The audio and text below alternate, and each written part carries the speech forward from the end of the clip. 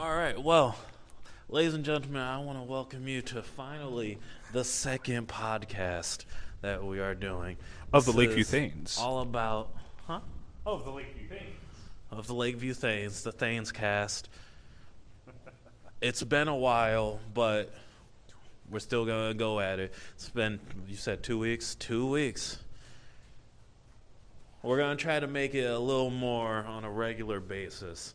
So please excuse us while we work the little minutiae. But so we're going to get right started. I'm Rev. This is Outer Cross. Yes, I'm here too, with 2 working mics this time. And I just thought of something. Hopefully there is no echo because we're using 2 mics and we're kind of close. Hopefully it works out fine.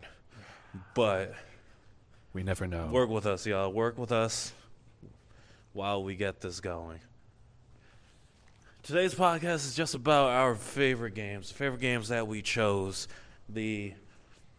what we would consider the favorite in our hearts, in our brain. And we have some interesting picks, and they're very different from each other when you compare them to each other. I will be going with Star Fox. Specifically, I will be focusing more on Star Fox Assault for the GameCube. Now, Outer Cross Has Skyrim, which is very different than the sci-fi adventure full of animals.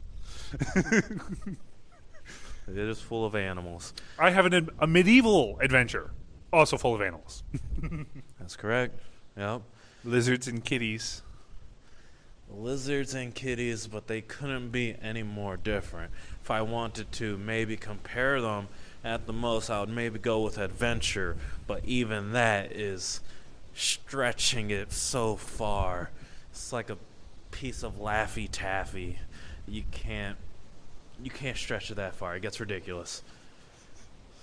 Without further ado, I think we could get this on the road. Let me go a little bit more farther. Now, I hope everyone knows what Star Fox and Skyrim is, but if not, hey, that's okay. We will get started with it. Before this,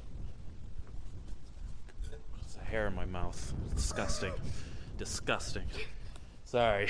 Before this, ladies, gentlemen, and all in between, Rev has hair in his mouth. Maybe you should shave more. Who knows?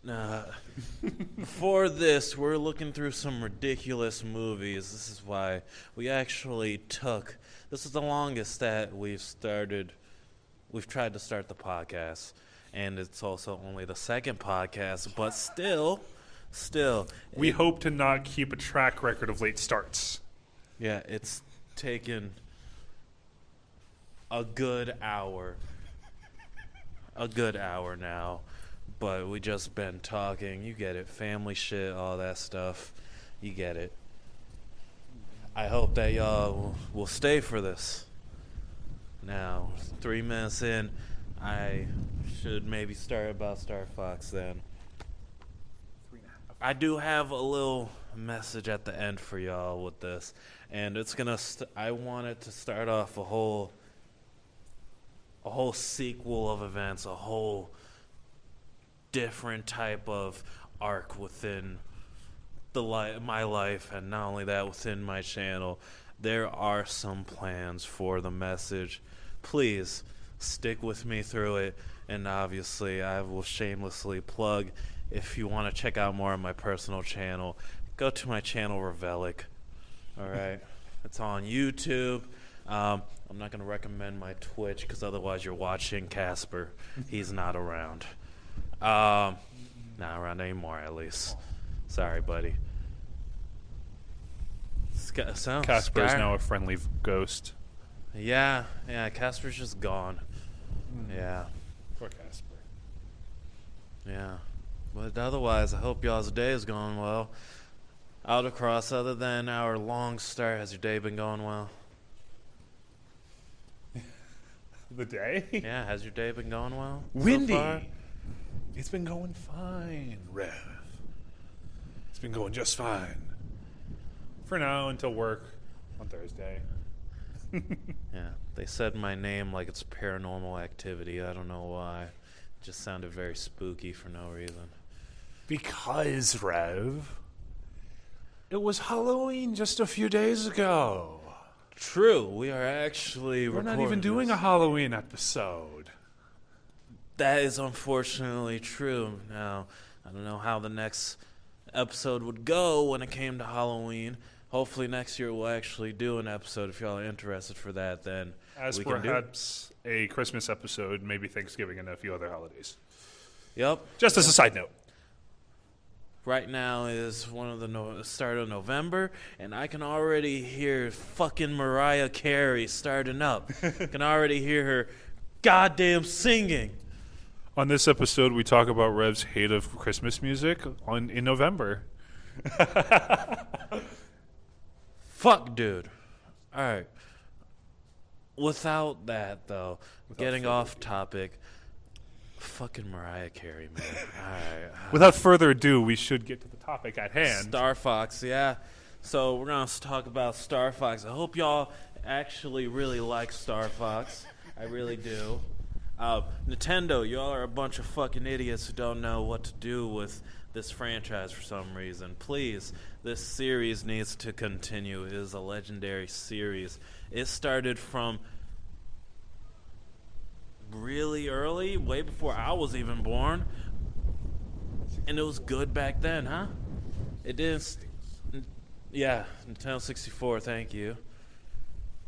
But I didn't actually start there. I'm not even going to lie. I'm not one of those people who started with their classic game 64 and behind that started with the GameCube. I didn't even start with Assault. I did start with Adventure. Adventure with the start of Crystal, her not being able to speak any sort of audible English at first, and the start with Tricky. But if we're talking about the game I like more, it has to be Star Fox Assault.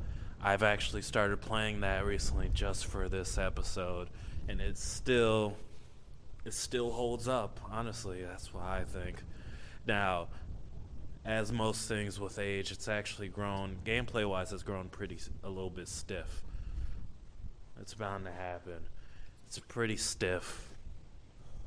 But it's actually a pretty nice, little third-person shooter. It still has incredible action when it comes to fighting in the air with your R-Wing.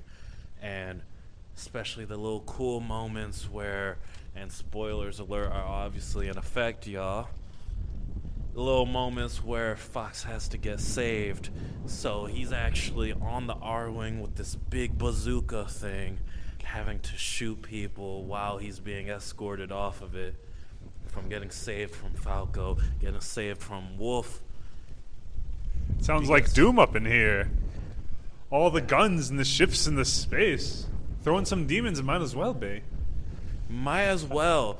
All the guns, it does make it pretty interesting, because there are so many guns to switch from the bazooka, the machine gun, the regular blaster, the elite sniper. You can switch to grenades. You can have your force fields, because you're going to get into a bunch of action. Sometimes you might just run into a whole room filled with aperoids. And if you don't know what aperoids are, I got y'all. Aperoids, think about it in the sense of like a mechanical zombie disease creature. Think about it like that. These aperoids... Like the creatures from Halo. The diseased ones. Yeah. God. These mechanical... From the grave mind. Yeah. These mechanical creatures, exactly. They touch within anything. They lay their nests around, and eventually anything, even stuff that is not alive, from this goddamn metal bench that I'm right next to. Metal benches at the beach, anything like that. Hard plastic, Rev. Hard plastic. Right. From the satellites in the air. Yeah. They can turn it living, and suddenly it's a nightmare to deal with, because now they need to be killed. The aperoids are actually the menaces of that whole game, to the point where, even storyline-wise, I had the name wrong before. the character named General Pepper. He is the leader of the whole thing. Eventually, you're going to have to try all your might to kill him because he's been taken over by the Aperoids. It's surprisingly heartfelt. One might say it's an assault on Pepper. Yeah. Dad jokes. Yup. But the game continues to have a twist over and over. The voice acting to me is absolutely elite. Now, I think it's more just the sound design around it.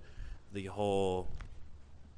You're kind of behind... They're kind of in the stereo when you think about it. They're on this radio call, and that makes sense. They're on this radio call, so it sounds sort of muffled, but how you would kind of expect when you're hearing astronauts in space, which makes sense. It does make sense. Each character, they all are pretty awesome, I would say. From Slippy, he's just very charming. Very charming, sweet little dude. He's a frog. But I will say that Slippy is just... He's the scientist guy, so of course every time he's on the battlefield, you have to help him because he fucking sucks at combat. He sucks. Falco, he's a cocky motherfucker. He's a cocky bird. Alright, but he's actually the coolest one. Or, well, one of the coolest ones. The favorite, of course, would have to go to Fox because he's just... That's the main character. He's going through everything. He's the one that takes care of business. All right? He is the one that does business. Just like one of my favorite people, his quote, he is the one who knocks. He's the one who knocks. Shout out Heisenberg. Incredible game. I would definitely recommend it. Story elements, you will be down. You will be ready for a few twists and turns from a childhood character that was once friends with Fox, suddenly attacked, not naming the character, from those close to Fox, suddenly in danger of actually dying. The whole thing goes left. Whole entire thing. You guys just probably heard an echo because we got too close.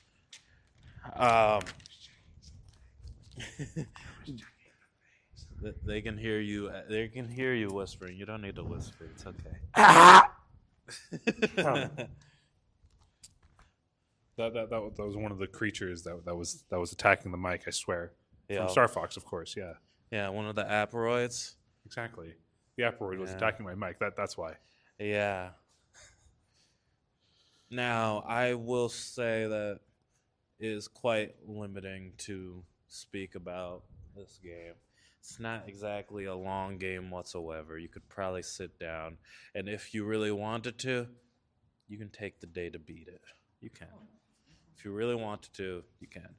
Now, unless you're going for beating it on all the modes, if you're just going for beating the story once, take the day, you'll beat it. If you're going for all the little collectibles, because there are collectibles when you're in the air, on the ground, there are little one-up collectible flags that you can get. If you're going for those, it might take you a little bit longer. But everything is smooth about this game, I feel like.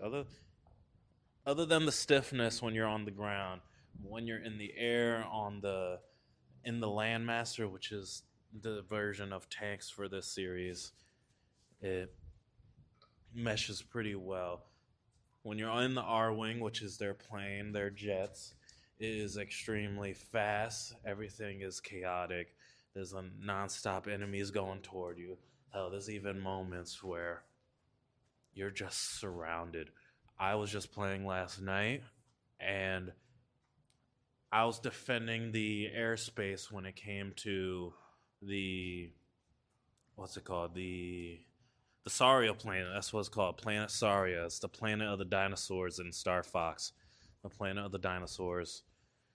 And I let the bar fill up. There's a bar for the air. I let it fill too much, and suddenly now I have 50 aperoids in the air attacking me. It gets chaotic, but it's fun. You guys are in for a ride if you try this. I don't mean to sound like an advertisement every time I go in about a game, but this game will be memorable for y'all. If you haven't tried it, please do.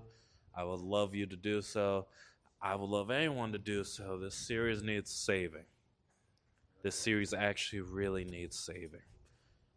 Nintendo doesn't seem to know what to do. They go back to their basics every time. They don't know what to do.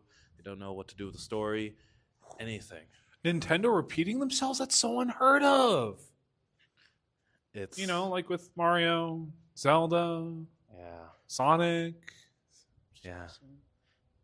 Sonic is Sega. Doesn't matter. Doesn't matter. Nintendo will buy them all. Yeah.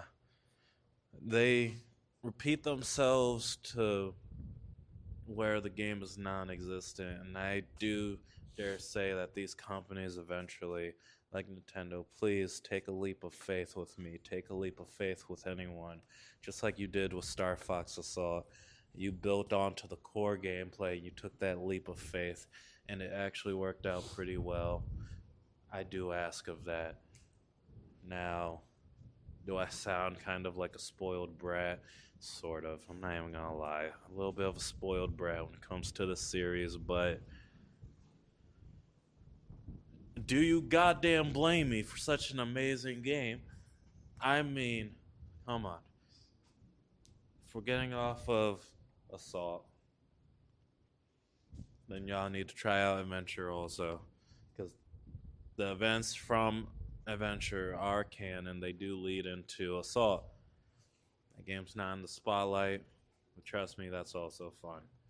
So the favorite character I would have to say, because we're going to say that first Star Fox is, of course, Fox McCloud. I do need to give a shout out to Wolf O'Donnell. I do need to, because Wolf has always been pretty cool. He's a pretty swaggy character.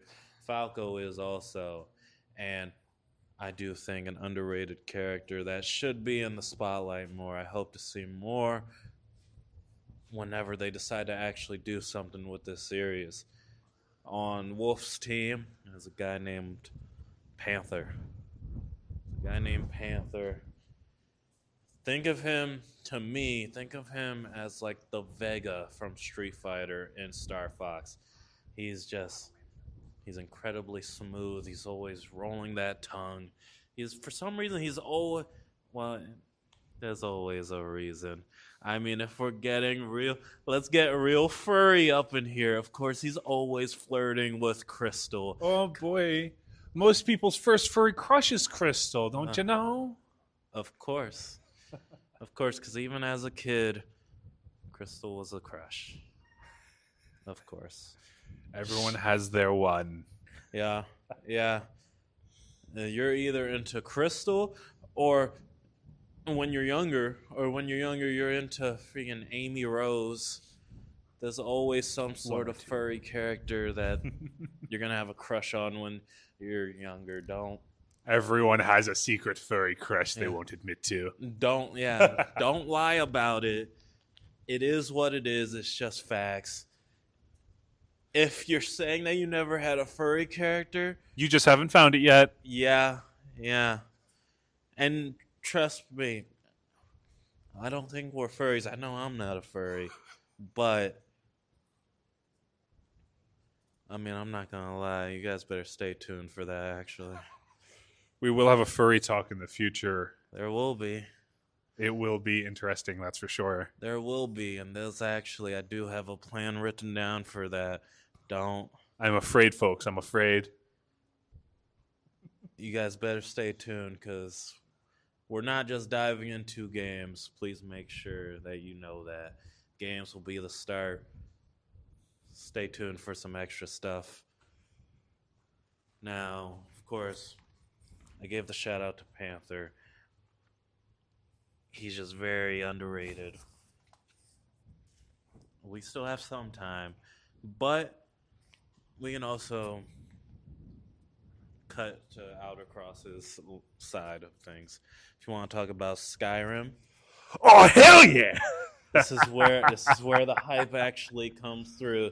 Skyrim has been the main game, I would say, of Outer Cross's life. Enough about furry Star Wars and spaceships and R-wings and guns. No.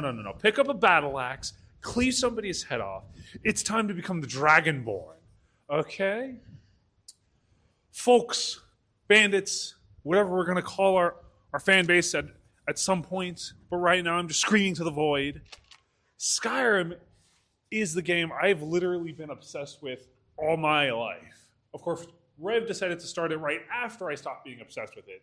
But don't worry, I picked the game right back up and played it 50,000 more times. These two games could not be more separate from each other at all. All I could say is maybe adventure-ish and action-ish, and that's pretty much where it stops. Skyrim takes weeks, months to beat, hours just to do the main story even. The main story is about 2 hours, actually. I timed it. But who cares about time? No. Because we're traveling back to the past. To where dragons roamed the earth and Alduin, Bane of Kings, accidentally saved you from getting your head chopped off. Whoops. He makes for a disappointing boss fight, everybody, I swear.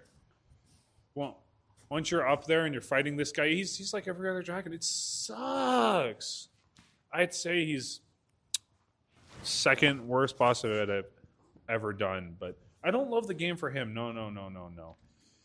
I love the game because of the Dark Brotherhood, the Thieves Guild, the Companions, the Mages Guild, which is the College of Winterhold, the Civil War, and everything else. It is a massive map where if you even just explore it alone, it still takes hours because there's trolls, there's hags, there's witches, there's a lot. There's a lot to go through.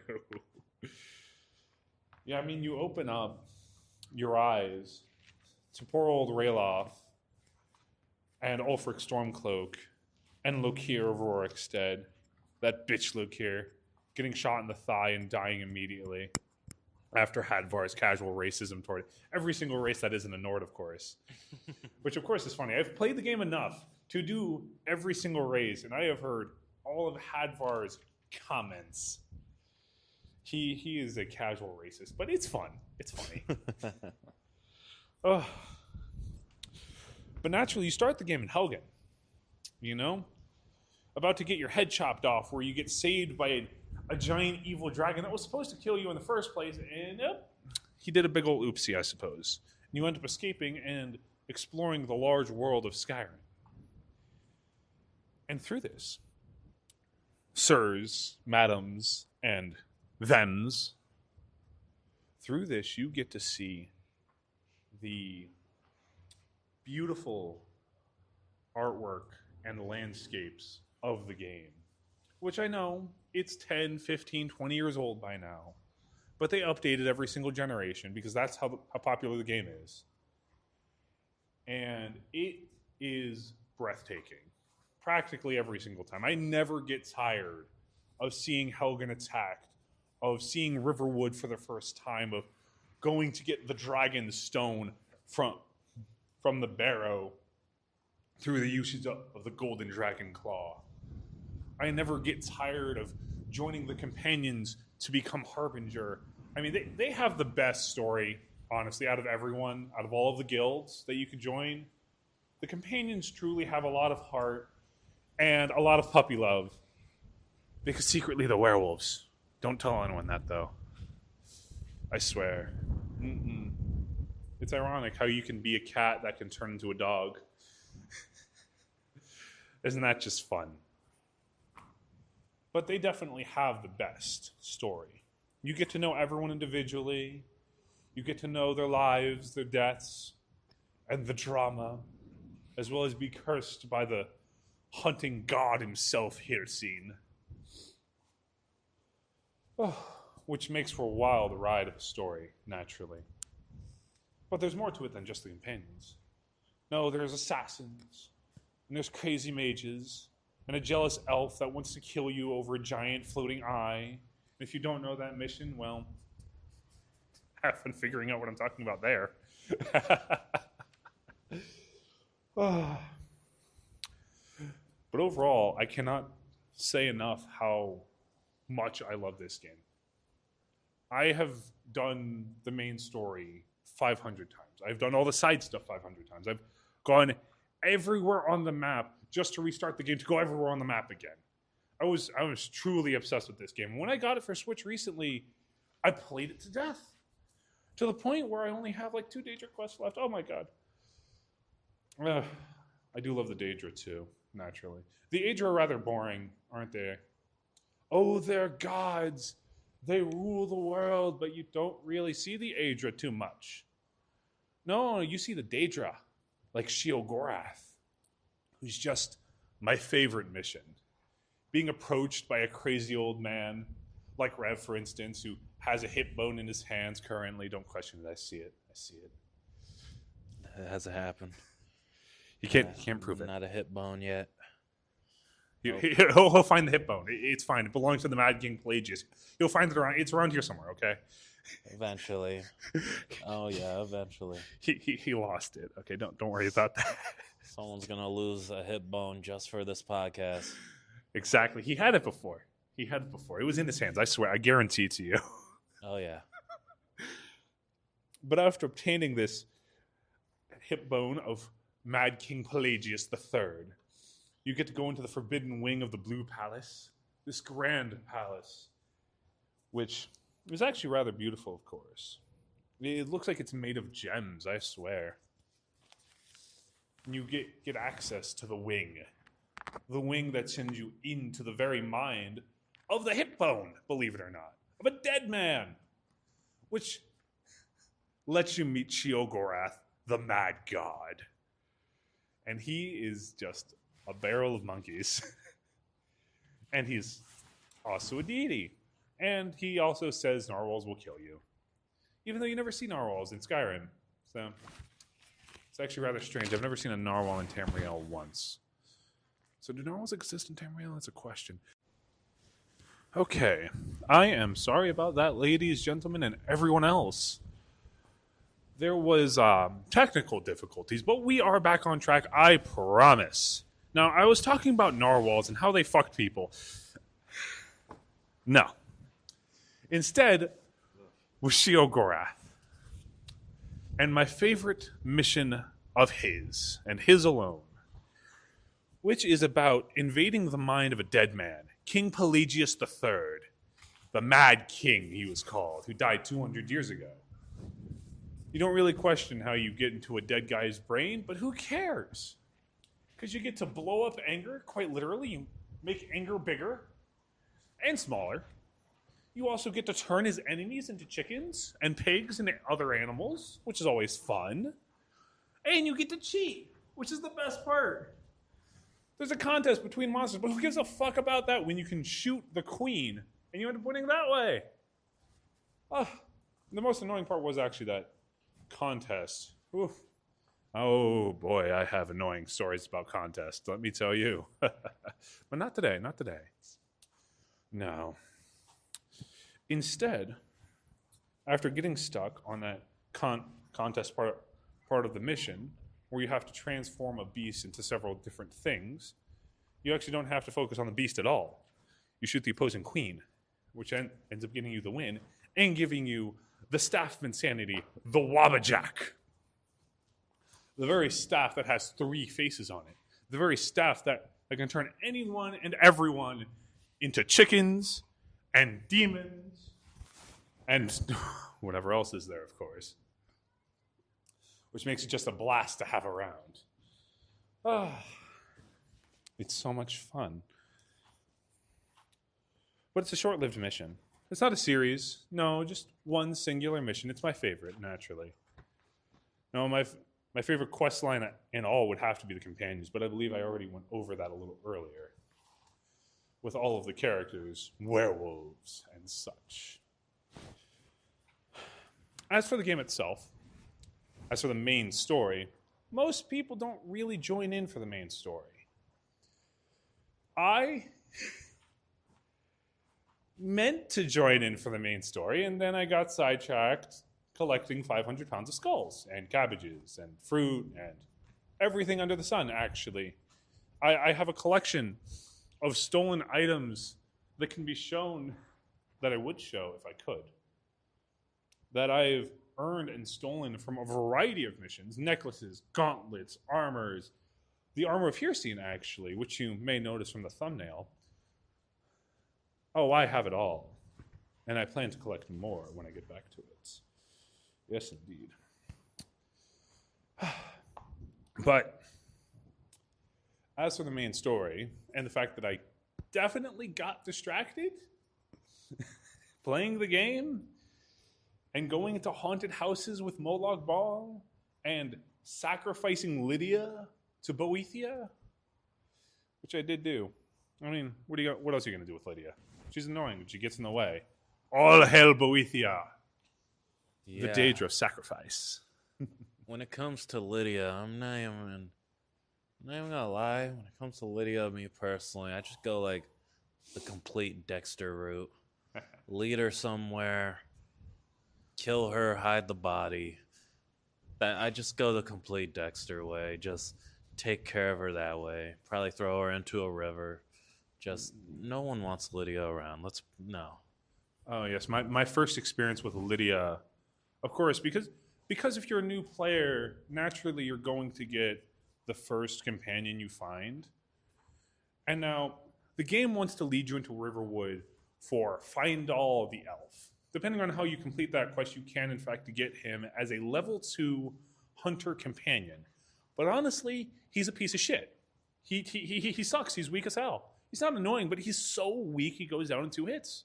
So naturally, the next companion leads you to Whiterun, where upon killing the first dragon in the game, officially of course, being Murmelnir, you get Lydia as a housecarl.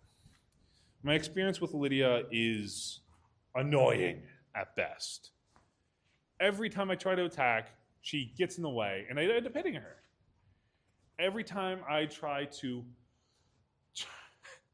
raid the Elven base of operations, which I currently forget the name of, oopsie, she ends up dying. She always ends up dying. She always ends up getting in the way, and when you give her something, she's so annoyed all the time. So I got fed up with her, especially after having to save her so many times. So now I lead her onto the third of the world and I shout her off. That or I sacrifice her to Boethia. Because, I mean, if you're going to do a mission for a demon anyway, you might as well do it with the person you hate. Of course.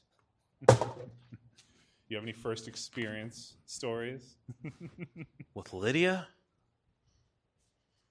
Yes, of Lydia, of course. Yeah, with Lydia. So, here's the thing when I play Skyrim. Anything with Skyrim is, for me personally, I don't use any companions or anything. I don't have somebody having my back. I have my own back. And with Lydia, though, the main thing that just annoys me is she's always in the goddamn house. Now, I know that sounds weird, but what annoys me about her is just she's in the house and the breeze home. Yeah, usually the breeze home. That's my main house. Teeny tiny. But then, eventually, because you can get married in the game, I make sure that I'm getting married. You want to marry your mommy dommy Astrid? Astrid? Well, she's not a choice. So then I go for Ulfgerd. Yeah. Ulfgerd, Miss Big Titty. I'm not even gonna lie. As the fucking mommy milkers, that shit's incredible. That shit's incredible. And if you guys are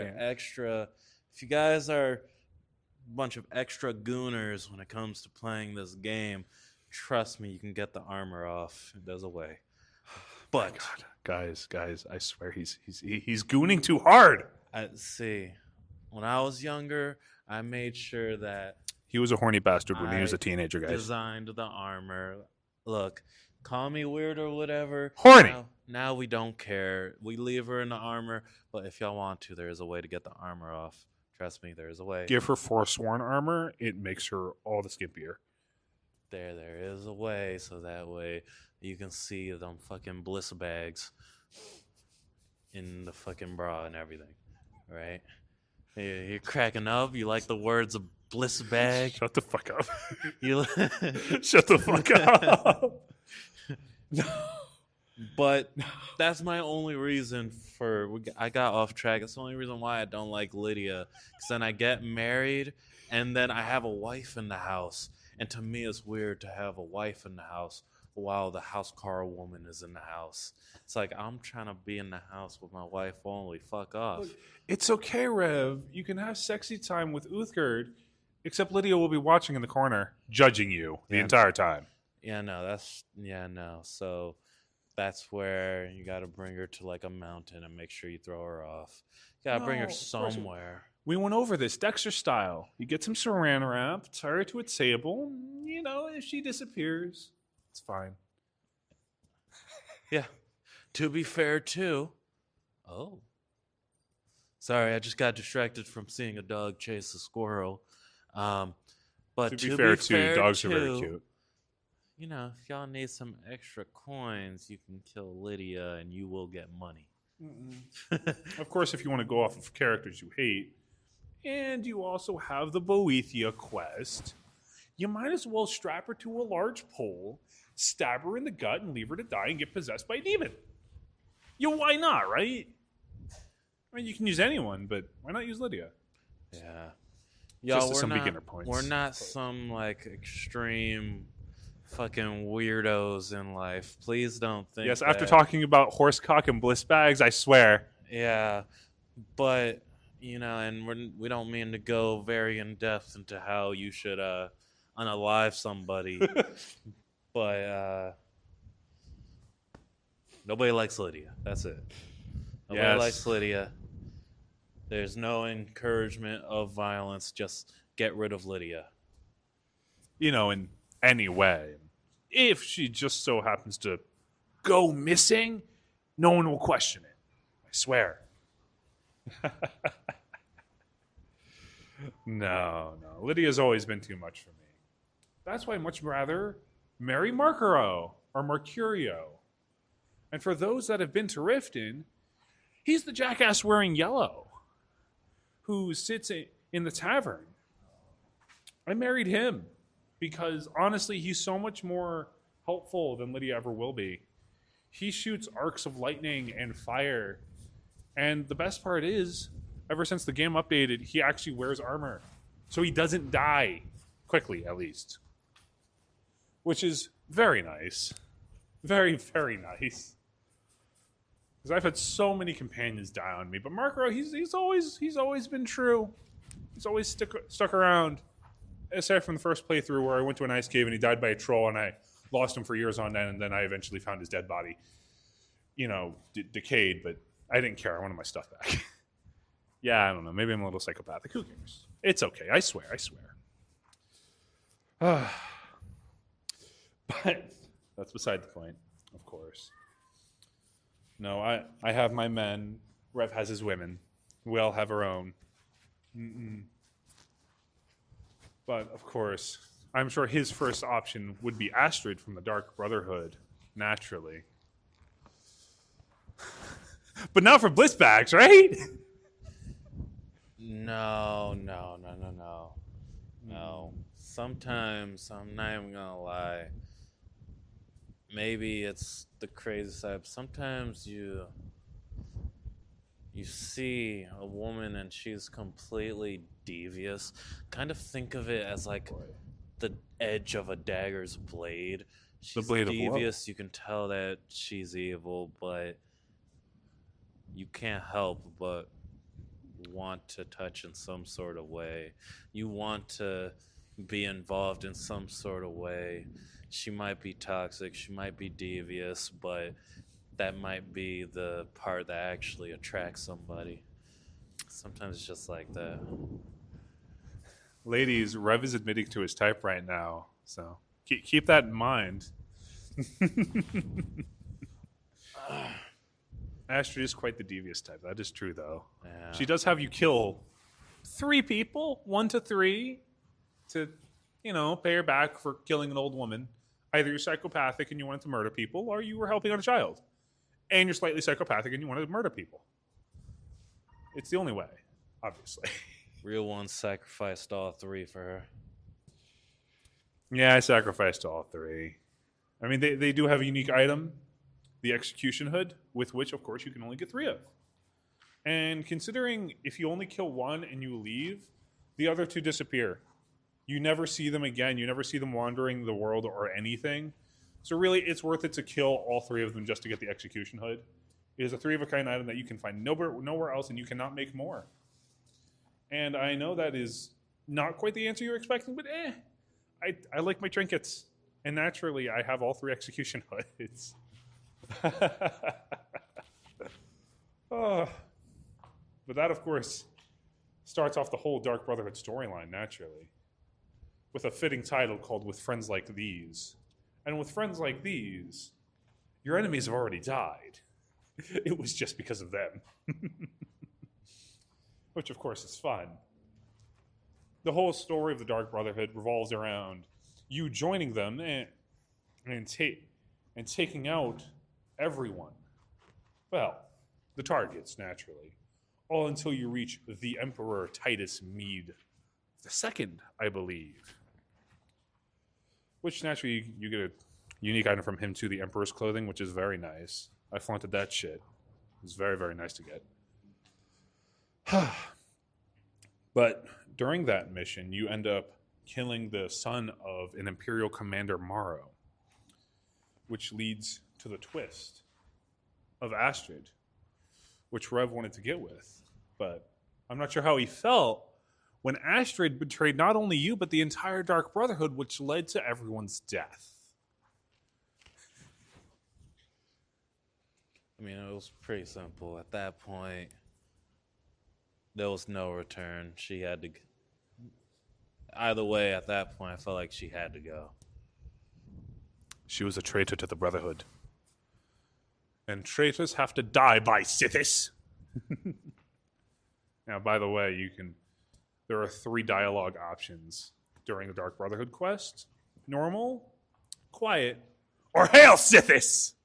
Hail Sithis is always the best one, of course, because it is so much fun being psychotic for everybody. Oh, boy. It really is, especially when Cicero the Jester comes along and he starts yapping up a storm and tries to kill Arnbjorn and everything. Oh, it's a whole drama. Naturally, if you keep him around, because you can choose to kill him, but if you don't, you can keep him around to get him as a companion, as well as getting his unique clothing called Cicero's, clothing, actually. But it's still a unique item. So, I gotta get my trinkets. Naturally.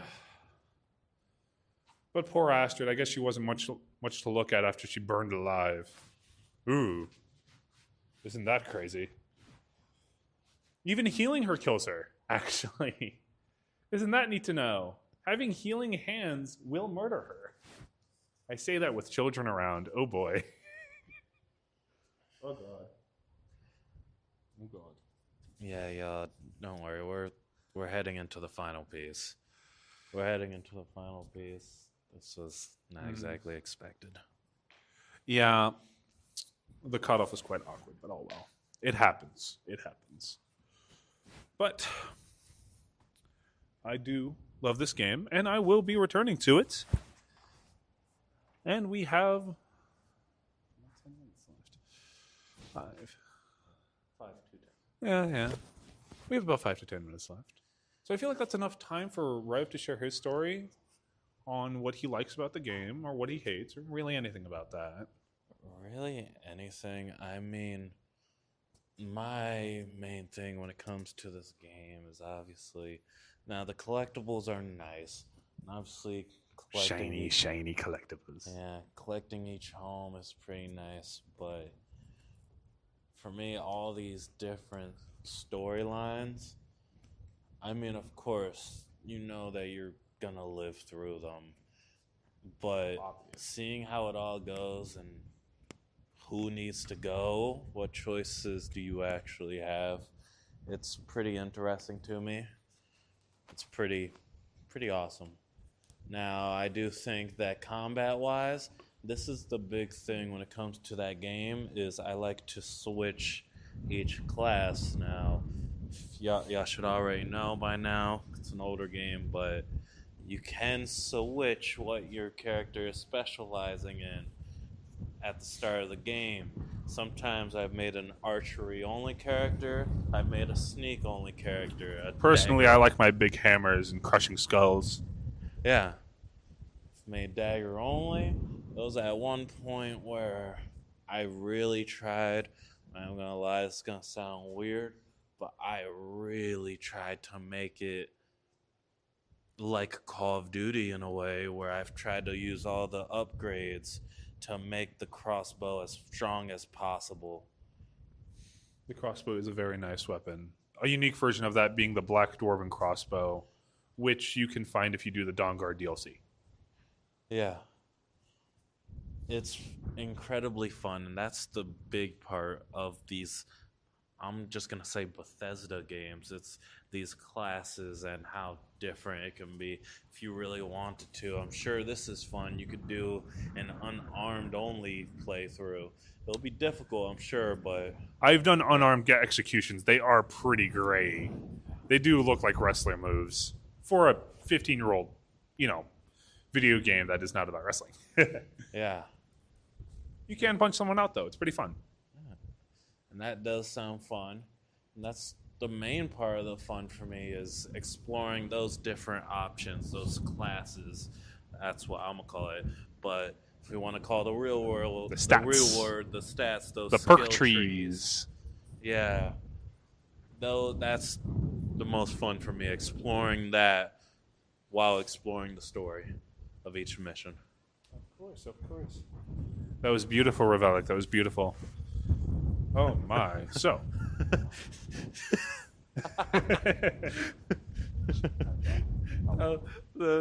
was like a Rick and Morty interdimensional cable. That was beautiful. That was beautiful. I mean, yes, of course. That sounded funny to me. Because, of course, after all that, we have to wrap up our show, everyone. We do. I hope that you guys enjoyed this podcast. It's went a little differently than I was expecting. I should have picked a longer game because Star Fox is not that long of a game. 20 minutes is a good shot, though. Yeah. I hope that y'all enjoyed the podcast. Please check out these 2 games. They are incredible. Please trust us on that. I mean, hell, Star Fox is not going to take much of your time, really. Well, Skyrim will steal your entire life. Skyrim, please be careful to make sure that you actually don't get addicted. Like I did. Many times. Yeah. It's very possible you will. And, that's really all of it, folks. I don't think that there's anything else to say. Oh, except I have to do a shameless plug of my own. I have an Instagram. Okay, everybody? It's the same as my username, so just look it up. I have to do a shameless plug because Rev did one earlier, and I figured this would be the best time to do that. But until next time, everybody. So that is the perfect time. Till next time, y'all, make sure you check out our socials out across his Instagram, my YouTube channel. Please make sure that you go check them out. Subscribe to the channel. If you want to ring the bell, please do so. And leave a comment, please. Leave a comment if you have any suggestions. Please leave it. Leave it in the comment section. Tell us. And I think that's it. So until next time, my gays, strays, theys, and bays. Whoa. I've been working on that one. That was new. Gay, strays, and bays. Theys and bays. Wow, that was new. Gays, strays, theys, and bays. That was something I've been cooking up in the kitchen. That was nice. But until next time, y'all, I hope y'all had a good one. I hope y'all enjoyed. Bye-bye now.